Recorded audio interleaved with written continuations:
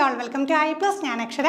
ഇത്തവണ seated examination കഴിഞ്ഞ കുട്ടികളിൽ നിന്ന് ഫീഡ്ബാക്ക് എടുക്കുന്ന സമയത്തും മിക്കവാറും ഉള്ളവർ പറഞ്ഞ പ്രോബ്ലമാണ് ഈ ഒരു എക്സാം എങ്ങനെയാണ് നേരിടേണ്ടത് എന്ന് കറക്റ്റായിട്ട് അറിയാത്തത് കൊണ്ടാണ് നല്ലൊരു സ്കോറിലേക്ക് എത്താൻ സാധിക്കാഞ്ഞതെന്നും.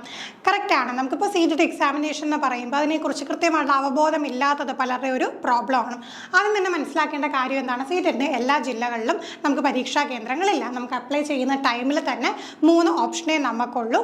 പ്രധാനപ്പെട്ട 3 ജില്ലകളിലും തിരുവനന്തപുരത്തുണ്ട്, അതേപോലെ എറണാകുളം, കോഴിക്കോട്. അങ്ങനെയാണ് നമ്മൾക്ക് കഴിഞ്ഞ തവണ അപ്ലൈ ചെയ്യാനായിട്ടുള്ള സെൻറ്റേഴ്സ് വന്നത്.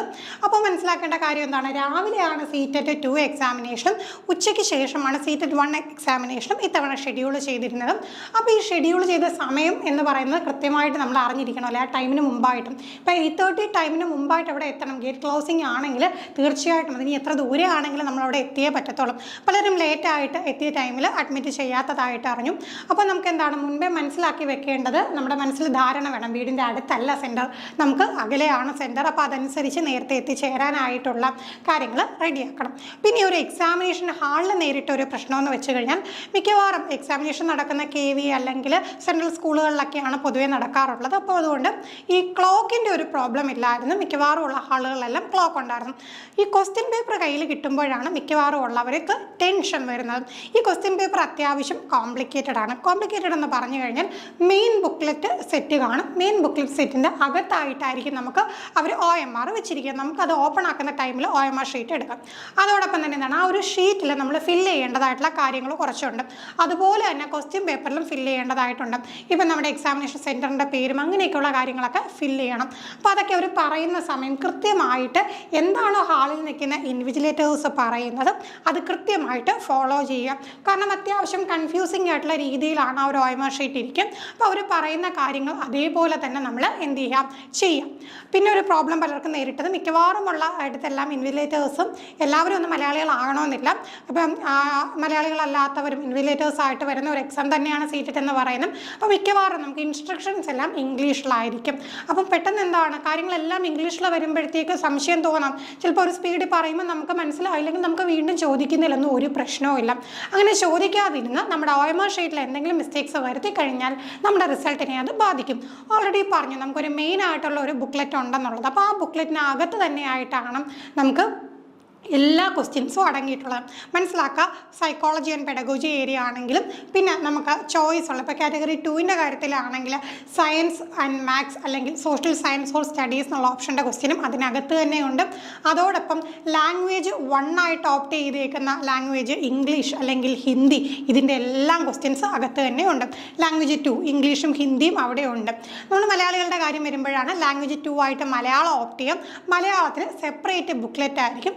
സെപ്പറേറ്റ് ആയിട്ടുള്ള OMR കാണില്ല. നമ്മുടെ OMR സെയിം തന്നെയായിരിക്കും, ബുക്ക്ലെറ്റ് മാത്രം സെപ്പറേറ്റ് ആയിരിക്കും. അവിടെ ശ്രദ്ധിക്കേണ്ട കാര്യം, പലർക്കും പറ്റിയ അബദ്ധമാണ്. നമ്മുടെ ഹാൾ ടിക്കറ്റിൽ നോക്കുക, ലാംഗ്വേജ് 1 ഏതാണ്, ലാംഗ്വേജ് 2 ഏതാണ്. ലാംഗ്വേജ് 1 ഇംഗ്ലീഷ് ആയിട്ട് എടുത്തവർക്ക് സെപ്പറേറ്റ് ചോദ്യവും ലാംഗ്വേജ് 2 ഇംഗ്ലീഷ് ആയിട്ട് എടുത്തവർക്ക് സെപ്പറേറ്റ് ചോദ്യവുമാണ്. അപ്പോൾ ആ ചോദ്യത്തിൻ്റെ കാര്യത്തിൽ കൺഫ്യൂഷൻ വന്നു കഴിഞ്ഞാൽ, തെറ്റിപ്പോയി കഴിഞ്ഞാൽ ഒറ്റയടിക്ക് നമ്മുടെ 30 മാർക്ക് അങ്ങ് പോകും. അപ്പോൾ അവിടെ ലാംഗ്വേജ് 1 ഇംഗ്ലീഷ് തെറ്റിക്കഴിഞ്ഞാൽ സ്വാഭാവികമായിട്ട് ലാംഗ്വേജ് 2 മലയാളം മാർക്ക് ചെയ്യുന്നതും തെറ്റും.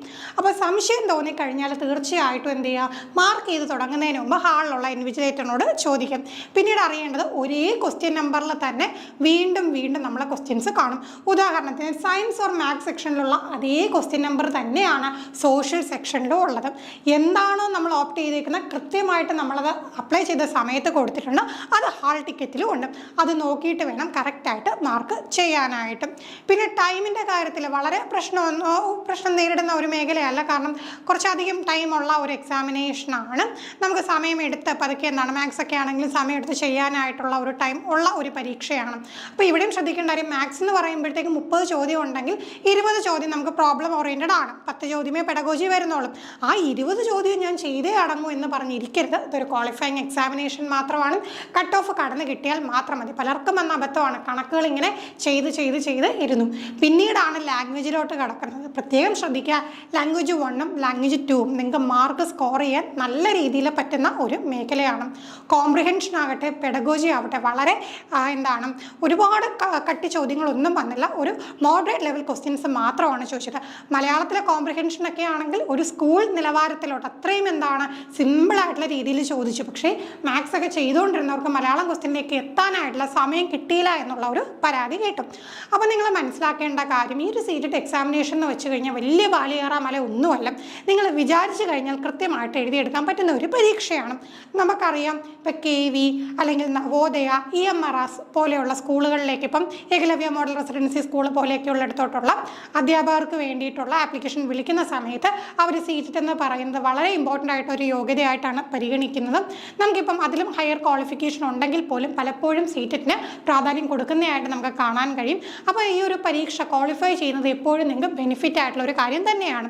സിസ്റ്റമാറ്റിക് ആയിട്ട് പഠിച്ചു കഴിഞ്ഞാൽ നിങ്ങൾക്ക് ഈസി ആയിട്ട് ഒരു എക്സാം നല്ല രീതിയിൽ സ്കോർ ചെയ്തുകൊണ്ട് ആ ഒരു ക്വാളിഫയിങ് മാർക്ക് കടക്കാനായിട്ട് സാധിക്കും. നിങ്ങൾക്ക് എല്ലാവിധ ഹെൽപ്പും പ്രൊവൈഡ് ചെയ്തുകൊണ്ട് ടീം i+ൻ്റെ സീറ്റഡ് നമുക്ക് പേപ്പർ 1ൻ്റെ കോഴ്സ് അവൈലബിൾ ആണ്. അതോടൊപ്പം തന്നെ പേപ്പർ 2ൽ നിങ്ങൾക്ക് 2 ഓപ്ഷനും, നമുക്കിപ്പോൾ മാത്സ് ആൻഡ് സയൻസ് ആണെങ്കിലും സോഷ്യൽ സയൻസ്, സോഷ്യൽ സ്റ്റഡീസ് ആണെങ്കിലും ക്വസ്റ്റ്യൻസ് സെക്ഷൻ എല്ലാ ക്വസ്റ്റ്യൻസും അടക്കം നമുക്ക് നമ്മുടെ കണ്ടൻറ്റ് എല്ലാം വീഡിയോസ് അവൈലബിൾ ആണ്. അപ്പോൾ നല്ല രീതിയിൽ നിങ്ങൾക്ക് പ്രധാനപ്പെട്ട പോയിൻറ്റ്സിലൂടെ കടന്നുപോയി വളരെ ചുരുങ്ങിയ സമയം കൊണ്ട് തന്നെ ഈ ഇത്രയും പോർഷനും കവർ ചെയ്ത് നിങ്ങൾക്ക് പഠിക്കാൻ കഴിയുന്ന രീതിയിലാണ് നമ്മളുടെ കോഴ്സ് നമ്മൾ ഡിസൈൻ ചെയ്തിട്ടുള്ളത്.